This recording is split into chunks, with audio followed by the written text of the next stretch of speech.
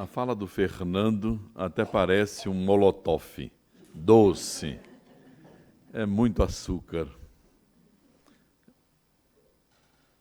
Uma noite como essa, bordada de alegria, de esperança, de reverência pela vida, é-nos de grande valia como estímulo, embora saibamos não merecer tudo isto, mas como vocês, os portugueses, são doces como o abade de Prisco, o pudim, vale a pena realmente nós nos irmanarmos como irmãos, aconchegarmos-nos na presença veneranda das almas boas que aqui jornadeiam no bem, receber o aconchego da vida maior que nos impulsiona a cada dia a uma nova visão e maturidade com a doutrina espírita, com Jesus de Nazaré. Coisas deste mundo. É um trabalho gigantesco do espírito Cornélio Pires. Cornélio Pires, ele é bem jocoso em todas as suas trovas, nos seus sonetos, poemas, pela mediunidade do Chico Xavier. É um espírito encantador. E o que é mais interessante é que no longo dos anos, no atendimento fraterno que Chico Xavier fazia, como a nossa irmã Leonora que faz, ouvindo os problemas, os dramas, os conflitos de todos nós. Ao término, o Cornélio Pires vinha e escrevia uma mensagem consoante ao problema que refletia mais a vida do médium e que chamava a atenção para determinada angulação. Obviamente, depois de todo esse trabalho, ele passou para um trabalhador desenhista, um amigo dele, que elaborou todo o trabalho que nós vamos ver aqui agora. Nós vamos ver mais ou menos umas 4 horas seguidas, vocês não se acanhem. Nós temos uma sopa da Lourdes maravilhosa, temos uns comes e bebes tranquilo, voltamos aqui mais ou menos 4 horas. Não se preocupem, podem relaxar, ficar tranquilos, sem problema nenhuma. Não é graça, cadê a graça? Está ali. Meus amigos, vamos deixar a brincadeira de lado e vamos lá. Tonico viveu na farra, bebendo pinga ou bagaço aos canecos. Agora ficamos imaginando o que é que o Chico Xavier não ouvia, não? Para o Espírito jocosamente trazer-nos: não posso nem com o cheiro da pinga ou do bagaço, passando por um bar. Hoje é um homem renascido de fígado em pandarecos. Ora, esta é a lei de causa e efeito. A nossa doutrina não tem uma proibição, não tem. Ela é livre. Nós somos dotados do livre-arbítrio. Mas tudo aquilo que nós semearmos, nós vamos colher. O nosso amigo fora advertido pela família, tivera a apreciação do médico, que lhe prescreveu uma medicação, lhe concedeu uma internação para deixar a cachaça, o bagaço, mas não respeitou a si próprio. A doutrina espírita tem recursos para nos auxiliar, porque nós temos o conhecimento da influência dos espíritos na nossa vida. Nós todos conhecemos, sobejamente. Agora, para que isso surta efeito em cada um de nós, nós precisamos ter consciência. Um amigo meu foi ao médico pneumologista com cancro no pulmão. Começou um tratamento. Olhou para o médico foi de uma gentileza, cortês, amável, prescreveu, orientou, esclareceu, desenhou o pulmão, pegou um pulmão e mostrou a ele. Ao término da consulta, abraçou-o e saíram. Ao sair, o médico acende um charuto e começa a fumar.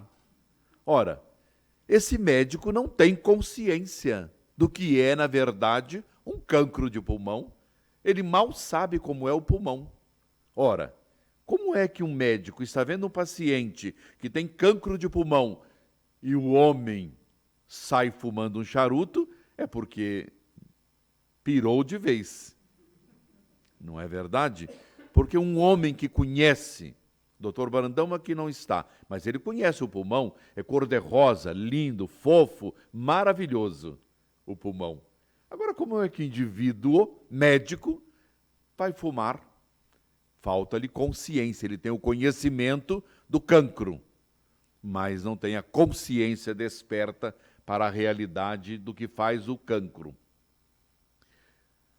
Tião pisou Josefina, faleceu zombando dela. Tião era terrível, zombava de tudo. Zefina, perna fina, pobre Tião, vai morrer caçoando da Zefina. Passou a vida fazendo a Zefina sofrer.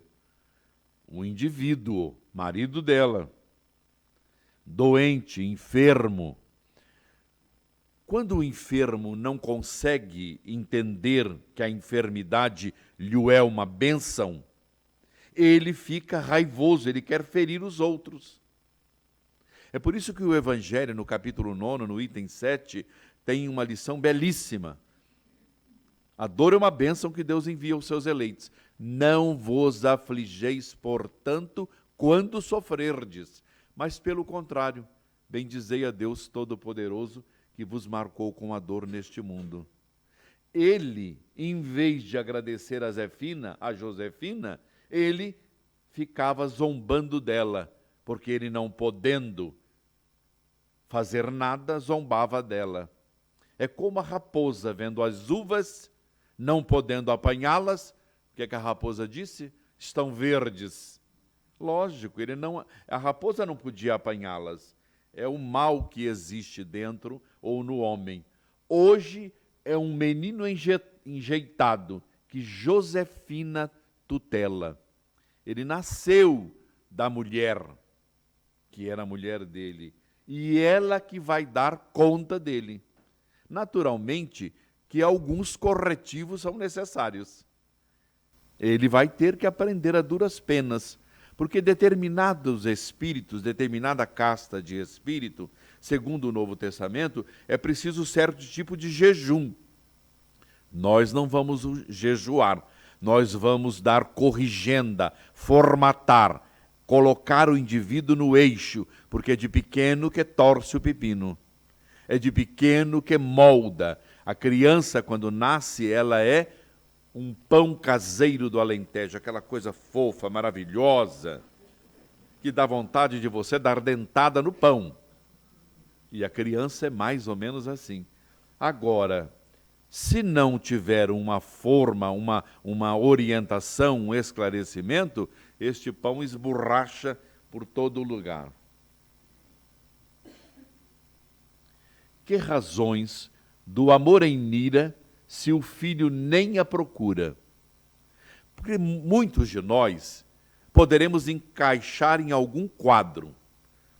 Eu ouço muita gente, e ao ouvir muita gente, são dramas incalculáveis, que se nós pudéssemos passar para um papel, para ter um livro do dia a dia, nós teríamos uma visão de que a nossa vida é oiro sobre azul.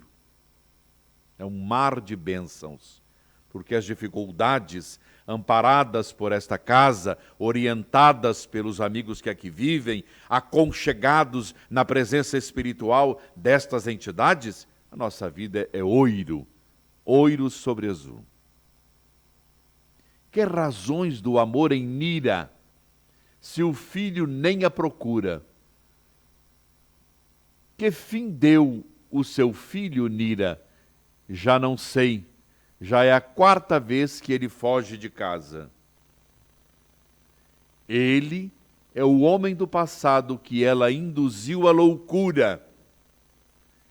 Tramas da vida, da existência, ela mesma, a própria mãe, induziu-o à loucura. Estou ficando louco, tirem-me daqui. Vamos deixá-lo aí mais uma semana. Ela, Anira, mandou prendê-lo, mandou castigá-lo, por amor ao indivíduo lá de cachinhos encaracolados. Essa é a vida. O que nós fizermos, nós colheremos. Por isso que o livre-arbítrio, ele precisa ser gerenciado por nós. Não é pelo meu marido, muito menos pela minha mulher, ou pela companhia afetiva. Sou eu que determino, eu que gerencio. Se eu arrumo a terra, jogo a semente lá e quero colher, depois que joguei uma semente de gila, eu quero colher o que? Abacate? Lógico que eu não vou colher abacate, vou colher gila. Então, tudo que nós fizermos, nós vamos colher. Ora, meu Deus, se nós sabemos que se eu plantar um limoeiro, não posso colher tâmaras. É impossível. Então, ela está colhendo o que ela fez. Arrumou um amante, trancou o marido, ele nasce filho dela. E assim é a vida. Nós todos precisamos de uma atenção redobrada. Furtava ouro e diamantes o ourives, Joaquim Cazuza. Olha lá, o Joaquim Cazuza tinha mania de furtar ouro. Ele era obcecado pelo ouro, ele queria dinheiro. Renascido, hoje trabalha em forno de ferro gusa, derretendo os minérios. Não aguento mais esse calor. Quantos trabalhadores na minha cidade fogem ao serviço, não querem trabalhar, não querem fazer nada. Olha só o estado dele. Mas ele vivia uma vida de furtos. Hoje ele renasce derretendo limalhas ou a pedra que transforma o ferro gusa. E não aguenta o calor.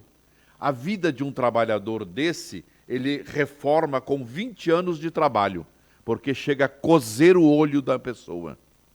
Mas é a prova que ele vai ter que passar. Ninguém mandou meter a mão na cumbuca alheia. Ninguém. É por isso que nós precisamos ser conscientes da nossa vida. O que é que eu estou fazendo da minha vida? Como é que eu estou encarando o problema que eu tenho em casa? Por isso é que o codificador Allan Kardec coloca em O Livro dos Espíritos, a obra básica da nossa doutrina, que a única e verdadeira missão é paternidade. Você tem que suar a camisa, molhar a roupa para forjar, modificar, educar as tendências que nasce o rebento. Se nós não fizermos isso, nós vamos ouvir do Cristo, haverá choro e ranger de dentes.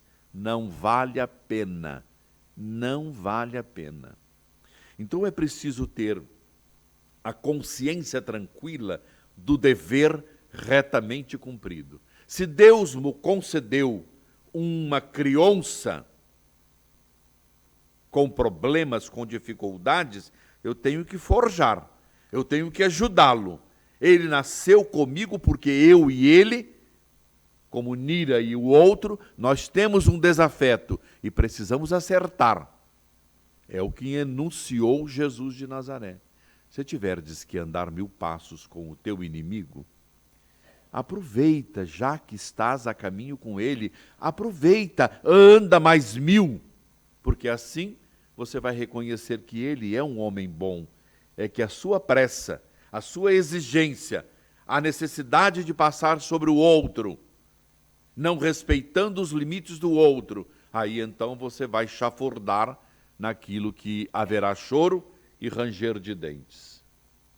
No esporte, o conde arrasava com qualquer antagonista. O conde era na esgrima. Desta vez, vou poupá-lo, Sir. No esporte, que é a esgrima, o conde arrasava com qualquer antagonista. Morreu e voltou à terra, é médico, ortopedista. Não vai ter sossego um minuto na vida. Porque já imaginou o indivíduo que passou a vida esgrimando, matando as pessoas, quebrando, furando, rasgando?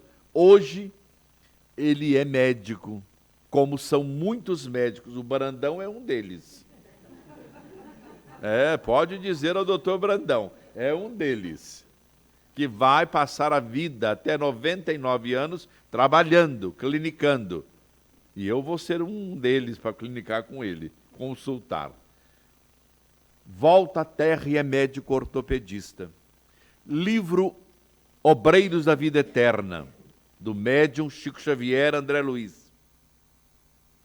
Tem um capítulo lá de médiuns fracassados, que renasceram com um único objetivo: usar do recurso amealhado nos Evos para servir a mediunidade com Jesus e Allan Kardec.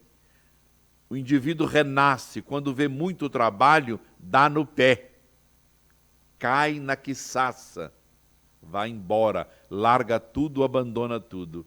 É a mesma coisa. Ele estava tendo a oportunidade, como o ortopedista renasceu. E aí você cumpre o dever, porque a lei, segundo Pedro, o apóstolo, o amor cobre a multidão do erro. O amor, não é a guerra, a pancadaria, nada. É o amor que cobre. Para livrar-se da gula, é meu caso, viu? Pediu Juquinha Garrido: mãe, o que vai ter hoje na janta? Divaldinho, quando era menino, era assim. Hoje, aos 70, já como só uma bifana só. Mas para livrar-se da gula, pediu Juquinha Garrido: vida nova em corpo novo, de estômago enfraquecido. Olha lá, mamãe. Leva no médico, pede para o doutor não dá conta, ele não conhece as existências pregressas, não conhece a lei de causa e efeito, não sabe da reencarnação, e ele vai tentar dar um monte de medicação, remédio para abrir apetite, vai mandar comer banana toda manhã, e assim sucessivamente. Tomaram à tarde, quase à noite, uma sopa da Lourdes, e assim vai sendo. Porque aí levanta o defunto. Meus amigos, é fatídico a coisa. Inúmeras crianças que nascem em berços bons, tem comida de fartura, mas o indivíduo não come, não aguenta, tem que ter um exercício dobrado, tem que ter uma funcionária para ajudar o filho, porque a senhora trabalha e ela tem que ajudar a alimentação de 2 em 2 horas para nutrir. Está aí o caso. A pessoa não se educa. É preciso educar. Abrindo um parênteses, eu lembrei-me aqui agora de um amigo meu, Vicente, que desencarnou em Votuporanga com 143 quilos. 143 quilos. Nunca deu bola para nada, levava a vida na flauta e morreu aos 62 anos. Estávamos no Chico Xavier, juntamente com a equipe do centro, eu era ainda neófito, participava só apenas do meio dos amigos do centro, quando o Chico Xavier disse à mesa na residência dele: nosso Vicente está na terra, não deixou a terra, porque os espíritos disseram que ele tem que perder peso para poder seguir adiante. Já imaginou? Perder peso para seguir adiante.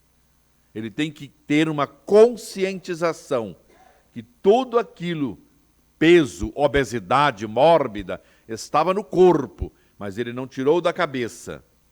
Então é preciso um tratamento a longo prazo para que ele pudesse depois sair do orbe terrestre.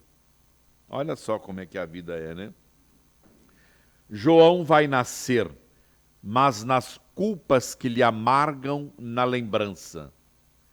Desejo reencarnar nervoso para não errar novamente.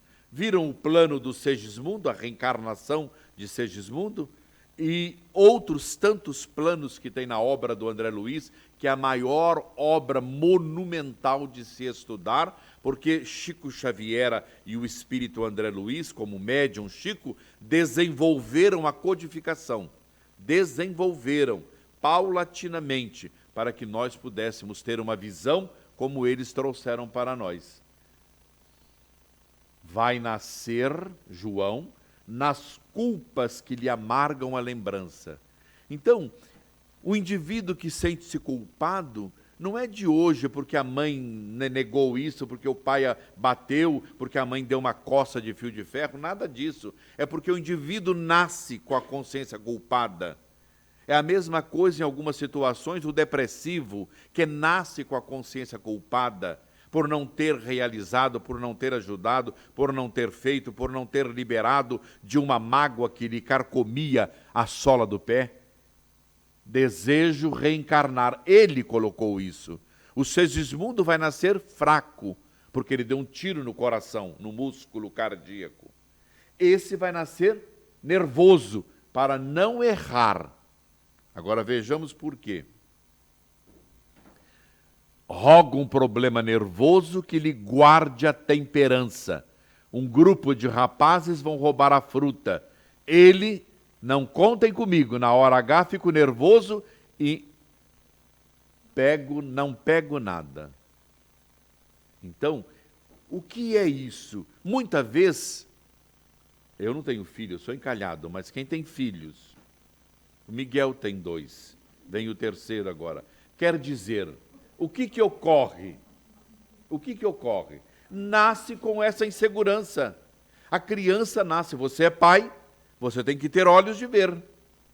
Você tem que ter para o seu rebento, para o seu filho. Esse filho nasce nervoso, ele tem insegurança, ele treme. É a lei de Deus protegendo o menino. E nós queremos que o rapaz vai para a rua, vai andar. Calma.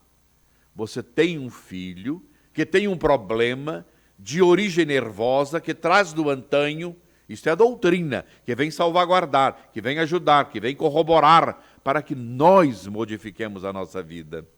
Eu, no meu caso, era depressivo, chorava desde que nasci. Dei um trabalho gigantesco à minha mãe, ao meu pai. Mas a lei protegia-me com a timidez e com a depressão. Então, é a lei que está protegendo ele. Não contem comigo, na hora H fico nervoso e não pego nada.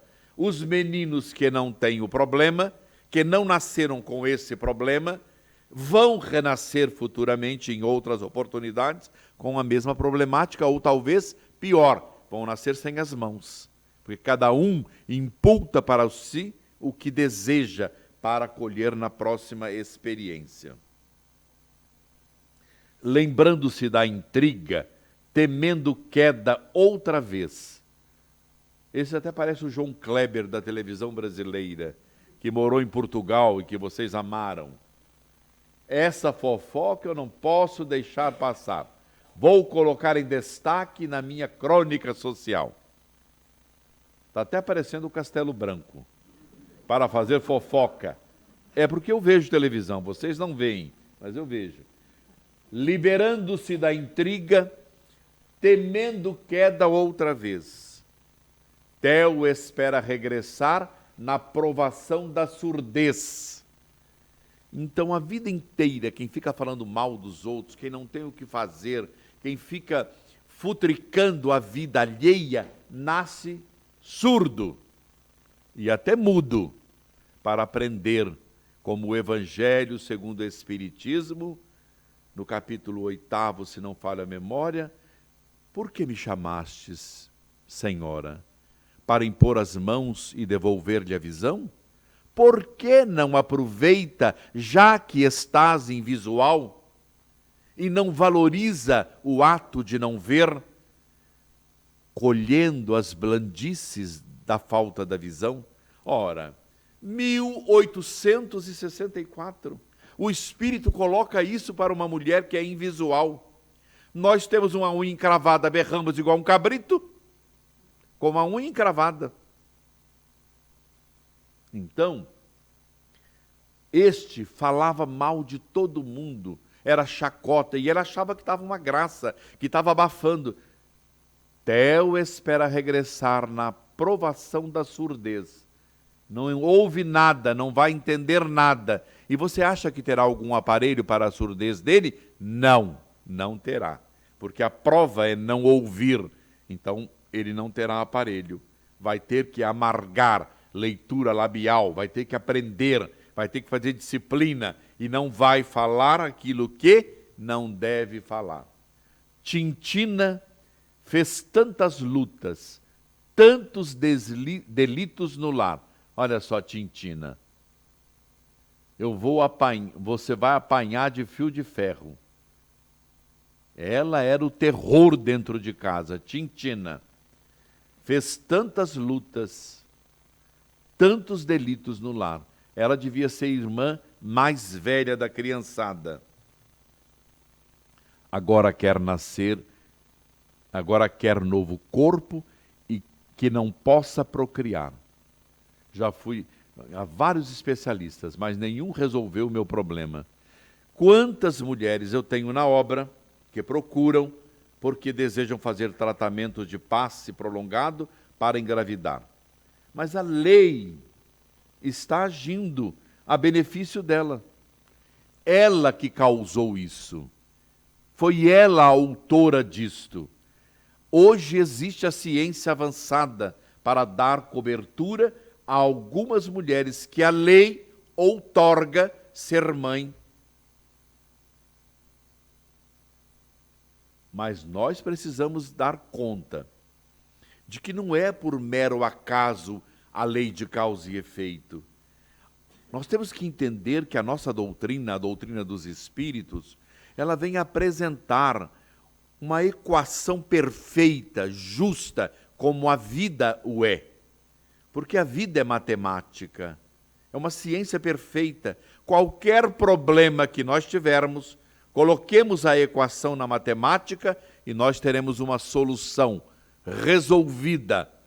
O problema está em nós querermos solucionar o problema que nós temos. Vocês já imaginaram a cena? Jesus caminhando e de repente encontra um homem invisual. Jesus para diante dele e pergunta: você deseja ver? Vamos abrir um parênteses. Você acha que isso é pergunta de Nosso Senhor fazer para um cego? Pelo amor de Deus. Isso não é pergunta que se faça a um cego. Ele quer ver. Todo mundo quer ver. Como eu queria cabelo. Já imaginou isto? Mas não, Jesus perguntou: você deseja ver? O cego poderia dizer o seguinte: não, não quero. Não quero porque na porta do templo eu ganho muito dinheiro. Todo mundo me dá dinheiro, porque tem dó. Não querem conversar comigo, dão dinheiro. Outra coisa, as mulheres vão na minha casa, lavam, passam, cosem, deixa tudo preparado. Eu tenho latas de pães, tenho banha, manteiga novinha de porco. Achas tu que eu quero ver? Porque se eu voltar a ver, elas vão embora de casa. Ninguém vai à minha casa e ninguém me dá dinheiro. Não, o cego, ao ouvir o Cristo, disse imediatamente: sim, Senhor, eu quero. Ele impôs uma vontade. É a vontade nossa que é fraca, frouxa. Leon Denis tem uma obra que é espetacular. Um capítulo inteiro sobre a vontade. Ela é extraordinária. E se nós formos ao livro dos Espíritos, sobre as paixões, perguntam os Espíritos: nós conseguiremos modificar em nós alguma paixão? E eles respondem: podem, mas o problema é que a vossa vontade sai da boca para fora, não vem das entranhas da alma. Ora, está escrito, a nossa vontade é frouxa, fraca, ela vem só da boca para fora, porque se nós quisermos modificar a paisagem à nossa volta, nós podemos. Ninguém está falando em ser mais realista do que o rei, ninguém. Mas que nós podemos vencer o obstáculo, nós podemos. Bastar-nos-á desejar, mas ter a vontade. Emmanuel tem um livro que é belíssimo, Pensamento e Vida. Pensamento e Vontade, se eu não me engano. Pensamento e Vida. Espetacular. É um livrinho fino, mas é extraordinário para a nossa vida. Agora quer nascer e não pode procriar. Já fui em vários especialistas, nenhum resolveu o meu problema. E não vai resolver, querida. Empeços, enfermidades, obstáculos no fundo. Um indivíduo com uma perna de pau, o outro na cama, o outro é cego. Isto é hoje. Vamos ver. Olha no passado. Roubava as coisas alheias, estava preso na cadeia e outro furtava. São recursos de defesa que nos amparam no mundo. Muitas vezes nós choramos lágrimas de sangue por um filho estar paralítico numa cama. Antes deveríamos dizer: Senhor, eu agradeço, embora eu sofra por não ver o meu filho brincando na rua, mas eu quero te agradecer a dor que o meu filho passa. Algo na lei deve ter, e eu, como não sei, quero te agradecer. Ao mesmo tempo, quero agradecer o meu filho que está preso, porque se ele estivesse solto e ele matasse alguém, eu responderia no lugar dele.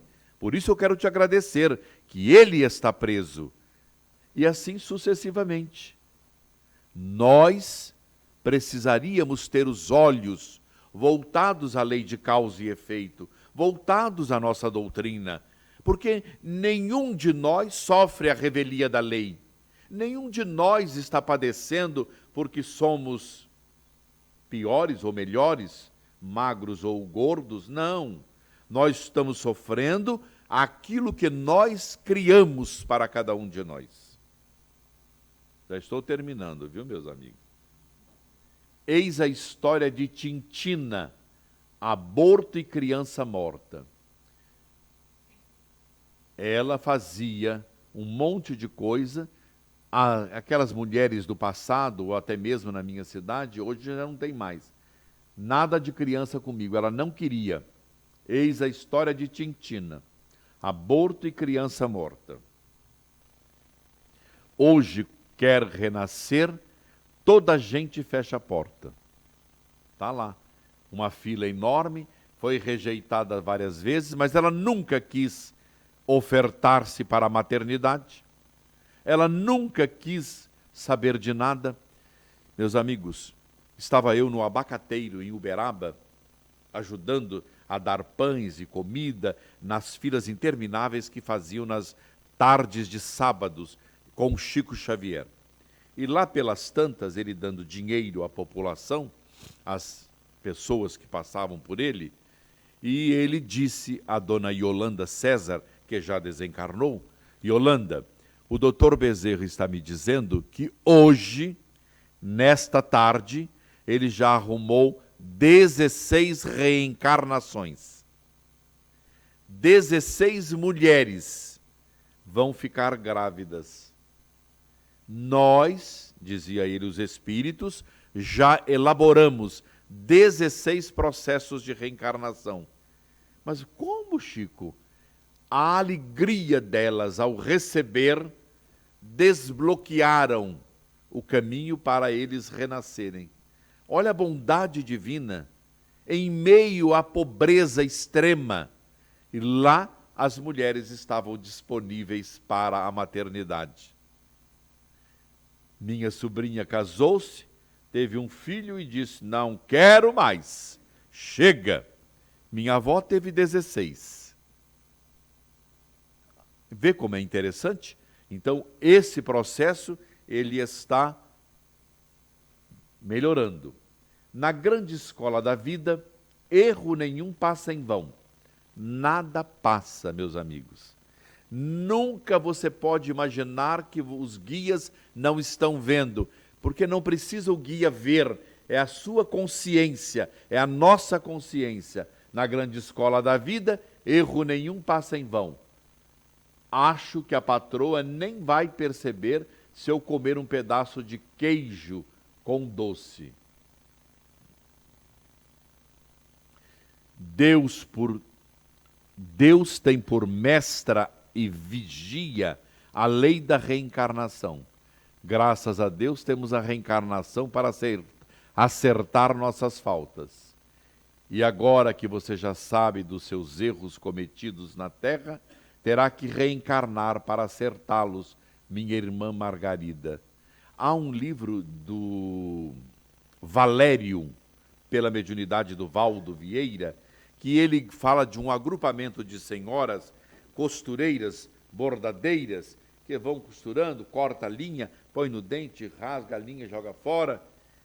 Que estas mulheres, que nunca valorizaram um pedaço de linha deste tamanho, elas vão reencarnar para aprender a aproveitar as linhas que jogavam fora. É a lei. Porque um pedaço de linha, mais um pedaço de linha, mais um pedaço de linha, você faz um bordado. Faz uma roupa que servirá de alguém.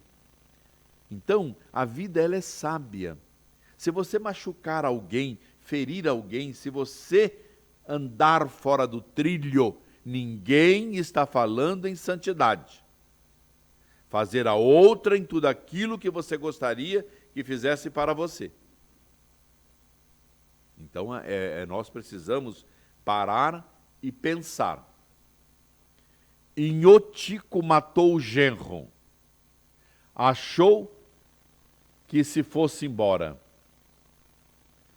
Esse genro não amola nunca mais.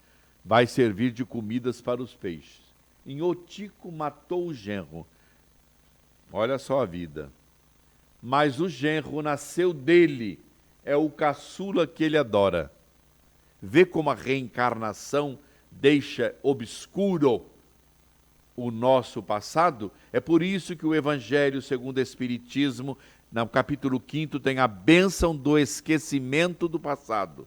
Porque se você toma do berço a criança em tenra idade e sabe quem é, você joga fora. Na hora. É o ato instintivo que todo mundo tem. Lei de conservação. Você vê, ele matou o genro para livrar-se do genro, porque era um genro terrível. O que aconteceu? Nasceu dele, é filho dele. Vai herdar tudo que era o que é dele. Quem que vai herdar? O genro, que é filho hoje. Então a lei, ela vem em nosso auxílio. Ela vem nos auxiliar. E amanhã você vai pescar com o pai, filho. E é assim a vida. Meus amigos, está terminando, viu? Senão, daqui a pouco... Tonho morreu na garrafa. Não trabalhava, dormia. Bar do Chinésio. Vai ver que morreu. Já faz um tempão que ele está ali. Morreu, renasceu de novo, sofrendo paralisia. Meu Deus, como eu gostaria de poder trabalhar, ser útil. Que mal que eu fiz, Senhor. Ora, ele teve todo o tempo na vida para trabalhar. Nunca quis. Quantos são assim? Quantos você convida para vir fazer uma limpeza no jardim? Ele disse, não posso, sou doente. Mas você vai lá, ele está na porta do bar, arriado no chão. Hoje, ele, olha lá, meu Deus, como eu gostaria de poder trabalhar. Gostaria, vírgula. Nem hoje, nem nunca. Porque são espíritos ainda empedernidos no erro, na incompreensão, na dor. Morreu Tonico de Souza, vivia a caluniar, só calúnia. E ela não prestava por causa disso, disso, disso. Nossa, essa é demais. Todo mundo gosta de uma fofoca, você viu, né? Reencarnado grita, grita e não consegue falar. Olha para quem gosta da fofoca, quem tem a língua solta. Porque a língua é o menor músculo na boca, no corpo humano. Mas ela deveria ter uma bainha para encapá-la, para não ferir os outros. Porque ela destrói aos outros. Emmanuel tem uma pagela que nós deveríamos lê-la. A língua. Se você for no YouTube, você vai achar. Vai ver que poderosa mensagem sobre a língua, o menor músculo. Por causa de terra e nota, dinheiro, Liliu matou João Braúna. Olha lá, por causa de terra e dinheiro. Dessa vez o Braúna não me escapa, vou matá-lo dormindo mesmo. Mas João de Liliu, para herdar, João nasceu de Liliu para herdar toda a fortuna. Então a lei, ela promove você a estar onde é necessário. Meus amigos, esta é a nossa doutrina. Quando nós tivermos um problema ou diante de um problema, paremos, oremos e a orientação está na doutrina. Mas para isso nós temos que vir estudar. O Livro dos Espíritos, a obra básica, a obra do André Luiz, dissecada. Nós temos orientações e mais orientações para que salvaguardemo-nos das intempéries da vida, onde nós não poderemos alegar ignorância, onde nós não poderemos alegar que não sabíamos, porque a nossa casa, ela instrui, orienta, esclarece, ilumina, salvaguardando-nos para o futuro que nos aguarda. Muita paz, muito obrigado a todos.